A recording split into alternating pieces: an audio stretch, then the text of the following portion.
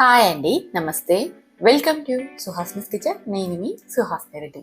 ఈరోజు మన కిచెన్లో పక్కా పల్లెటూరు స్టైల్ టమోటా చట్నీని చేసి చూపించబోతున్నాం. చాలా చాలా టేస్టీగా ఉంటుందండి. ఎక్కువ ఇంగ్రీడియంట్స్ కూడా అవసరం లేదు. కేవలం పచ్చిమిర్చి, టమోటా, ఒక ఉల్లిపాయ ఉంటే చాలు మనం ఈ కర్రీని ప్రిపేర్ చేసేసుకోవచ్చు. రుచి మాత్రం అద్భుతంగా ఉంటుంది. వేడి వేడి అన్నంలోకి తిన్న, చపాతీ, రొట్టెల్లోకైనా. మరి ఇంకెందుకు ఆలస్యం, వీడియోలోకి వెళ్ళి ఎలా తయారు చేయాలో చూసేద్దామా. దీనికోసం ముందుగా స్టవ్ మీద ప్యాన్ పెట్టుకుని అందులోకి తినగలిగే కారం బట్టి పచ్చిమిర్చిని వేసేసుకొని వీటిని లో ఫ్లేమ్లో కొద్దిగా ఆయిల్ వేసేసుకొని బాగా వేయించుకోవాలి. చూసారు కదా, పచ్చిమిర్చి పైన అక్కడక్కడ మనకి తెల్లటి ప్యాచ్ వచ్చేలాగా వేయించుకోవాలి. తర్వాత ఇందులోకి 10 దాకా వెల్లుల్లిని కూడా వేసేసుకొని వీటిని కూడా లైట్ గోల్డెన్ కలర్ వచ్చేదాకా వేయించుకోవాలి. ఇలా మొత్తం అన్ని వేగాక వీటన్నిటిని ఒక ప్లేట్లోకి తీసేసుకొని పక్కన చేసేసుకోండి. ఇదే కడాయిలోకి కట్ చేసుకున్న 1/2 కిలో టమోటాలని కూడా వేసేసుకొని ఇందులోకి చిన్న రెమ్మ చింతపండుని వేయండి. ఎక్కువ వేయకండి, చాలా తక్కువ మోతాదులో వేసేసుకోవాలి. బాగా పండిన టమోటాలు తీసుకున్నామంటే ఈ కారం చాలా రుచిగా ఉంటుంది. టమోటాలని మూత పెట్టి దాదాపు 5 నుంచి 10 నిమిషాలు లేదా టమోటాలు సాఫ్ట్గా ఇంతవరకు మగ్గించండి. లో ఫ్లేమ్లో ఉడికించడం వల్ల టమోటా మనకి మంచిగా ఉడికిపోతుంది. చూసారు కదా, టమోటా పైన ఉన్న స్కిన్ కూడా మనకి సపరేట్ అవుతుంది. ఇలా ఉడికించుకున్నాక స్టవ్ మీద నుంచి దించి పూర్తిగా చల్లారనివ్వండి. చల్లారిన తర్వాత రోట్లోకి పచ్చిమిర్చి, వెల్లుల్లి, అలాగే రుచికి సరిపడా ఉప్పును వేసేసుకొని ఇదంతా బాగా మెత్తగా నూరండి. మరీ మిక్సీకి పట్టినట్టు సాఫ్ట్గా కాకుండా కాస్త కచ్చాపచ్చగా నూరుకోవాలి. అప్పుడే మనకి పచ్చడి రుచి చాలా బాగుంటుంది.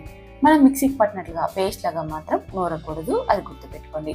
చూసారు కదా, ఇక్కడ మనకి కచ్చాపచ్చగా మెదిగిపోయింది. ఇప్పుడు ఇందులోకి మనం ఉడికించి పెట్టుకున్నాం కదా టమోటా, అలాగే చింతపండును ఇందులోకి వేసేసుకోవాలి. వాటర్తో సహా, అంటే టమోటాల నుంచి వచ్చింటాయి కదా, ఆ వాటర్తో సహా మొత్తం వేసేసుకొని ఇందులోకి కొద్దిగా కొత్తిమీర తరువును కూడా వేసేసి మరొకసారి ఇదంతా మెత్తగా నూరుకోవాలి. ఇది కూడా సేమ్ ఇందాక పచ్చిమిర్చి నూరినట్టుగానే కచ్చాపచ్చగా ఉండాలి. మీరు కావాలంటే మిక్సీకైనా వేసేసుకోవచ్చు. మిక్సీలో కూడా మనం కచ్చాపచ్చగా వేసుకున్నామంటే సరిపోతుంది. రోట్లో అయితే చాలా రుచిగా వస్తుందండి. మీకు టైం ఉంటే మాత్రం ఖచ్చితంగా రోట్లో నూరడానికే ట్రై చేయండి. టైం లేకపోతే మాత్రం మిక్సీలో కూడా కచ్చాపచ్చగా గ్రైండ్ చేసేసుకోండి. చూడండి, ఈ విధంగా కచ్చాపచ్చగా నూరుకున్నాక ఒక్కసారి అంత బాగా కలిసేలాగా కలుపుకొని రుచి చూడండి. ఉప్పు ఏమైనా తక్కువ అనిపిస్తే మనం ఈ స్టేజ్లోనే ఉప్పు వేసుకున్నాం అనుకోండి, పచ్చళ్ళలోకి బాగా కలిసిపోతుంది. నాకైతే కాస్త ఉప్పు తగ్గినట్లు అనిపించి మళ్ళీ వేస్తున్నానండి. ఉప్పు వేశాక మరొక్కసారి ఇదంతా బాగా కలిసేలాగా నూరి ఇప్పుడు ఇందులోకి ఒక ఉల్లిపాయను వేయండి. కాస్త పెద్దగా ఉన్న ఉల్లిపాయను తీసుకున్నామంటే మనకు పచ్చళ్ళు అక్కడక్కడ తినేటప్పుడు తగులుతూ చాలా బాగుంటుంది. నేనైతే ఉల్లిపాయని అలాగే వేసేసి నూరేస్తున్నాను. మీరు కావాలంటే పెద్ద ముక్కలుగా అయినా సరే కట్ చేసేసుకొని వేసి కలిపి నూరుకోవచ్చు. ఈ ఉల్లిపాయ ముక్కలు కూడా మనకి పచ్చళ్ళలో బాగా కలిసిపోవాలి. అందుకని మీరు ఈ ముక్కలంతా కూడా కచ్చాపచ్చగా అయ్యేలాగా నూరండి. చూడండి, ఇక్కడ వీడియోలో చూస్తే మీకే అర్థమైపోతుంది. ఉల్లిపాయ కూడా మనకి కాస్త నలిగిపోయి పచ్చళ్ళలో కలిసిపోయింది కదా, ఈ విధంగా కలిసిపోవాలి. అప్పుడు రుచి చాలా బాగుంటుంది. చూసారా, టమోటా పచ్చడి అయితే రెడీ అయిపోయిందండి. కేవలం 3 ఇంగ్రీడియంట్స్ ఉంటే చాలు రుచికరమైన రోటి పచ్చడిని ప్రిపేర్ చేసేసుకోవచ్చు. తక్కువ నూనె, అసలు ఒకే ఒక స్పూన్ నూనెతో మనం ఈ కర్రీని ప్రిపేర్ చేసుకుంటున్నాం. నోటికి కారంగా పుల్లగా భలే బాగుంటుందండి. వేడి అన్నంలోకైనా, చపాతీ, రొట్టెల్లోకైనా.